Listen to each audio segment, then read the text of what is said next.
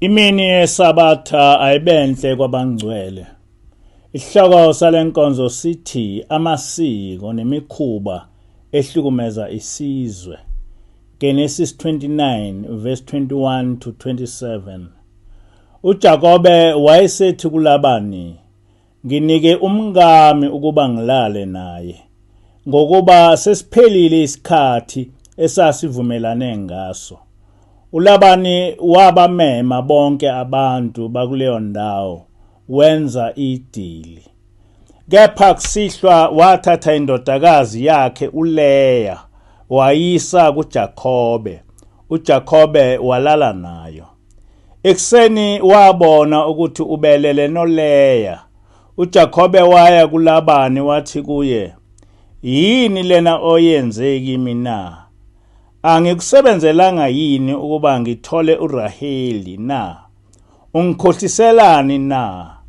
uLabani wathi, "Akwenziwa lokho kuleli lizwe, ukuba kuganiswe omncane engakagani omdala. Qeda iviki lalona bese sikunika omunye, naye ozomsebenzela kimi eminye iminyaka eyisikhombisa." Amen. uJakobe wayithembise ukuganwa ngoRaheli.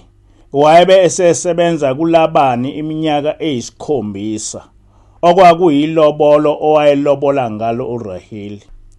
Kodwa ebusuku uLabani waletha kuJakobe uLeya, walala naye ubusuku bonke ecabanga ukuthi ulele noRaheli, waze wabona ekuseni ukuthi ubelele noLeya.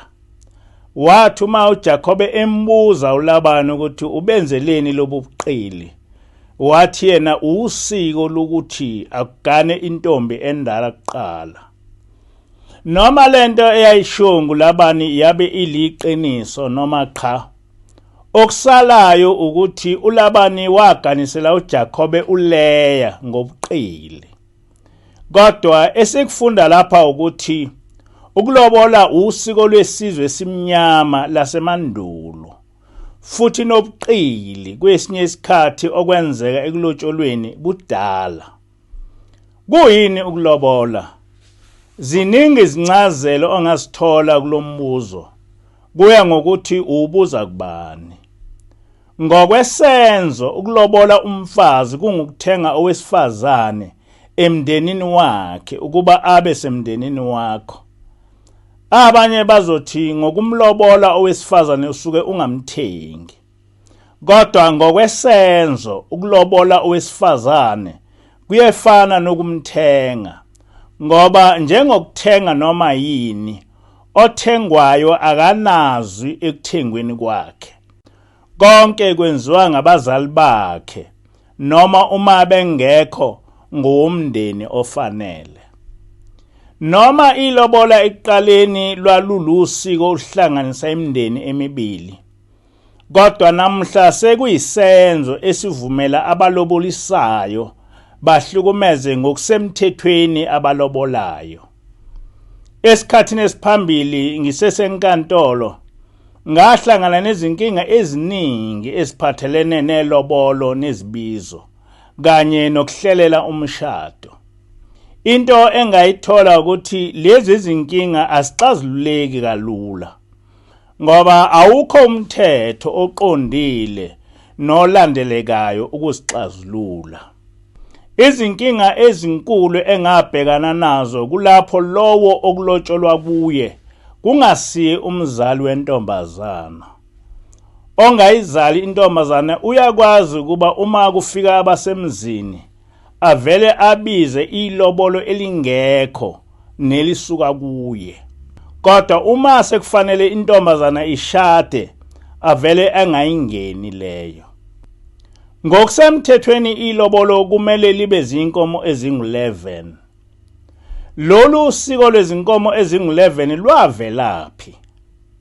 Umthetho wokuthi uma silobola asikhiphe izinkomo eziwu-11 washawa uSir Theophilus Shepstone, usomtsewu, owayeyibusa iNatali colony from Britain. Lo mlungu waqhamuka nemithetho eminingi yokucindezela abamnyama. i-separate development nentela yamakhanda kwaba ngumqondo wakhe. Kanjalo nomthetho welobolo ngezinkomo ezingu-11 kwavela kuye. Konke lokhu kwakwenzelwa ukuthi bonke abesilisa ngaphambi kokuganwa bahambe bayosebenzela abamhlophe emaplazini noma ezimayini. Ngaphambili ilobolo lalinganqunyiwe. Umuntu wayehambisa lokho anakho, ngisho ukudla. Kuyisiboniso sokwakha ubuhlobo phakathi komndeni kaMkhwenyana nokamakoti. Kodwa okuyisimanga ukuthi kwathi noma abamnyama sebezimele baqhubeka nalomthetho kaSomtsewu, baqilazana bodwa. Lokhu kuhlukumeza abagananayo esizweni esimnyama kwenziwa ngaphansi kosiko okuthiwa yilobolo. Kodwa le ndlela yokulobola ivele nesizwe esimhlophe, ngalo esasinenhloso yokucindezela abantu abamnyama. Okuyisimanga ukuthi baningi nabazali abaye bahlukumeza abantwana babo ngokuthi bafune ilobolo elinenhloso yokuphundla umkhwenyana. Bengabi naluzwelo lokuthi ngaleli lobolo umntanabo angase alahlekelwe ngumshado noma emzini ehlale ethukelwa leli lobolo. Inkinga ukuthi awukho umthetho oqondisa lesi simo. Nalowo uba ngugombela kwesakhe. Ziningi izingane ezilahlekelwa umshado kubantu ebebefuna ukushada nazo. Kodwa ngokungabanamandla elobolo elifunwa ngabazali bentombazana behluleke endleleni. Ngiyasazi isigameko sentombazana abafuna ilobolo nezibizo okuza ku-100,000 lehluleka endleleni isoka. Intombazane yavele yeqa kubo yayohlala nomkhwenyane wayo. Namanje baganena sebenabantwana abakhulile. Lolu lunya olunje lwenziwa ngabazali kumntwana wabo. Abanye kuthi sebebize ilobolo bese befuna izibizo ezingaphezulu kwelobolo besicebise ngalentombazana. Kuthi intombazana isilotsholiwe, umshado uphelele obala bese izalela ekhaya. Ziningi kakhulu izinkinga esibhekana nabantu besilisa kanye nentombazana uma sekuza elobolweni nasemshadweni. Okuyisimanga ukuthi yize lesimo sibahlukumeza kangaka okumele bashade. Kodwa amakhosi nohulumeni abazihluphi ngokusilungisa. Umbuzo uthi uma singazulungiswa ngamakhosi nohulumeni, kumele silungiswe ngubani? Kodwa amanye amakhosi angiboni ukuthi ayoke athande silungiswe, ngoba nawo ayahlomula kakhulu ngenxa yalesi simo. Kwavela kuSomtsewu ukuthi amadodakazi amakhosi akalotshole ngamashumi ezinkomo. Kodwa lesi simo sibeka indodakazi yenkosi ukuba ingashadeki, ngoba ukuze uyishade kumele ube isiqumama. Kodwa uthando alubheki ubuqumama bomkhwenyana. Njengomholi wesizwe, kumele ngabe yinkosi eba yisibonelo kulesimo. Ingenzi umntwana wayo ezalele ekhaya ngenxa yokungaloboleki. Kodwa akuba njalo. Abazali abaningi uma indodakazi yabo igana, kufika kuqala ukuthi ngokugana kwale ngane bazokudla kahle. Lokhu kwenzeke ngaphandle kokucabanga ukuthi indodakazi yabo yona izohlala kanjani emzini. Lesi simo siyawahlukumeza namadodakazi amakhosi, ngoba akusho ukuthi ngoba indodakazi yenkosi izosikhethela isiqumama ezosigana. Ngenxa yalesi simo amantombazana amakhosi agcina ngokukhuleliswa kodwa engashadi. Hayi ngoba abesilisa bengathandi kuwashada, kodwa amandla angekho ukuyishada. Sonke lesimo sidalwe usiko olwakhiwe nguSomtsewu. Ngiyaye ngingazi ukuthi kwenziwa yini ukuthi isizwe simnyama singakwazi ukuzicabangela. Yini eyenza ukuthi uma uyinkosi ungabi nalo uzwelo ngabantwana bakho? Kungakukhathazi ukuthi abantwana bakho bazalela ekhaya ngenxa yesimo esidalwe nguwe. Yini eyenza kuba uzicabangele wena ungamcabangeli umntwana wakho? Uma ilobolo kulusiko, kungani salushiya usiko lwethu sase silandela lolu esilwakhelwe usomtsewu noma sesikhululekile? Imvama izizwe ezimhlophe zithi zingafika ebangeni elithize zithandane zishade ngoba akunazi inqinamba abahlangana nazo uma sekumele bashade. Kodwa kulesizwe simhlwempu kuba yiso esicindazelana sodwa. Kungani singakhuli? Kungani kumele sihlale sicatshangelwa? Uma sibathanda abantwana bethu, asenze ukushada kwabo kube lula njengakwezinye izizwe.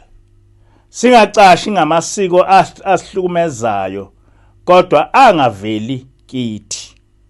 Akumele nangephutha singenwe ngumoya wokuzicebisa ngamadodakazi ethu. Akube yithi esenza umshado wabantwana bethu ube lula. Kube isona sikhathi ababona ngaso ukuthi sibathanda kangakanani. Ngokubuka kwami, uma singabazali abaqotho nabanothando, lobo buqotho asikubonise ngokuphatha kahle abantwana bethu abayoshada.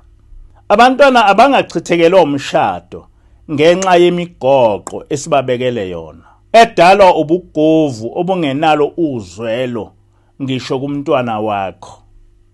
Okusalayo ukuthi uma intombi isifike ebangeni elithile, ayikwazi ukungathandi owesilisa. Noma lo muntu emthandayo unezinkomo zelobolo noma qha. Okwethi ukucabangela amadodakazi ethu.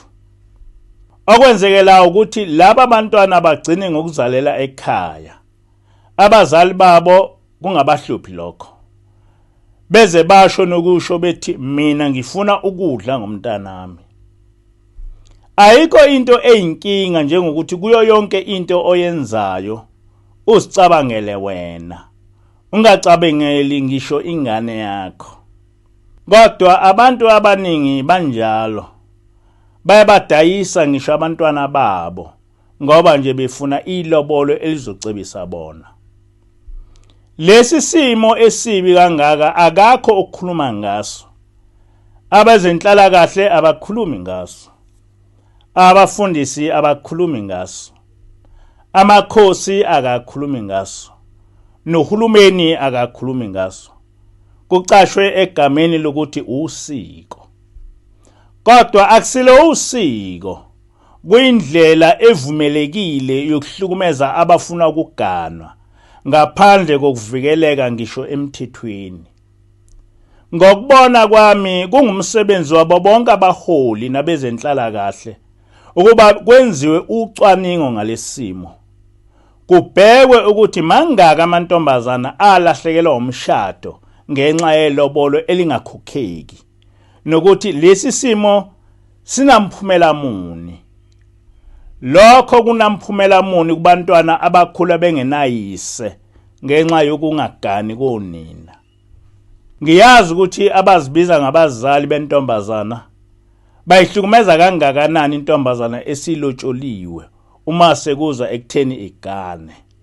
Kanjalo futhi ngiyazi ukuthi baningi abafana abahlukana namantombazana bewathanda kodwa behlulwe yilobolo. Sonke lesimo sihlukumeza amantombazana ngendlela emangalisayo. Ilobolo kanye naso sonke isimo somshado kumele sibe nama regulations azovimba ukuhlukumeza abagana nayo. KumaNazaretha kaNkulunkulu lesimo sibhekwe kakhulu. Ukulobola akuhlangene nomthetho kaNkulunkulu. Kodwa futhi uNkulunkulu akaphambene nalolu siko uma kuzokwenziwa ngendlela eyiyo. Oqala kusemthethweni ukuthi uma abantu sebefike ebangeni elithize bagane. Kodwa ekukholweni akuvumelekile ukuthi uma abantu sebethandana bese behlobonga. Isono leso. Kanjalo futhi akuvumelekile ukuthi abantu asebethandana bengakwazi ukushada ngenxa yezihibe ababekelwe zona. Uthando ngolwabantu ababili. Ukuze bonke abantu abathandanayo bekwazi ukushada, ilobolo kumele libe yinani wonke umuntu ongakwazi ukulikhokha. Ebandleni lamaNazaretha kaNkulunkulu ilobolo ngu16,000 rand kwinkosazana. Bese kuba ngu15,000 rand entombazaneni esike yaba nomntwana. Sikholwa ukuthi leli lobolo wonke umuntu engakwazi ukulikhokha. Azikho izibizo kanye nayo yonke lemicilikisho ethatha imali ngaphambi komshado.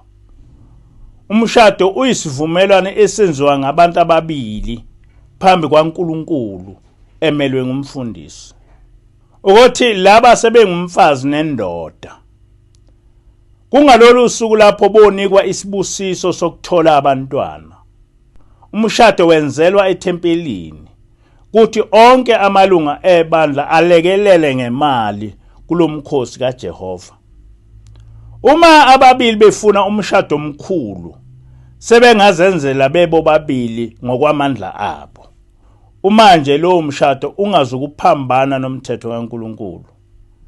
Ngaleyo ndlela abantwana bayakwazi ukulandela umthetho kaNkulunkulu ngokucelwa, bashade besengamakhosazana. Ngoba bayazi ukuthi insizwa ebacelayo isuke inenhloso yokwakha umuzi nabo. Omunye umkhuba ohlukumeza abantu kuthi uma umuntu efelwe, lokho bese kusho ukuthi usevule idili. Aqondakala ukuthi isifo nedili kuhlanganaphi.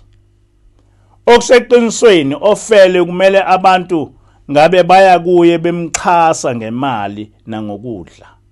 Kodwa okwenzekayo ukuthi ngisho umfelokazi kumele ezame ukuthola imali ezokwenza lo mngcwabe ube lidili.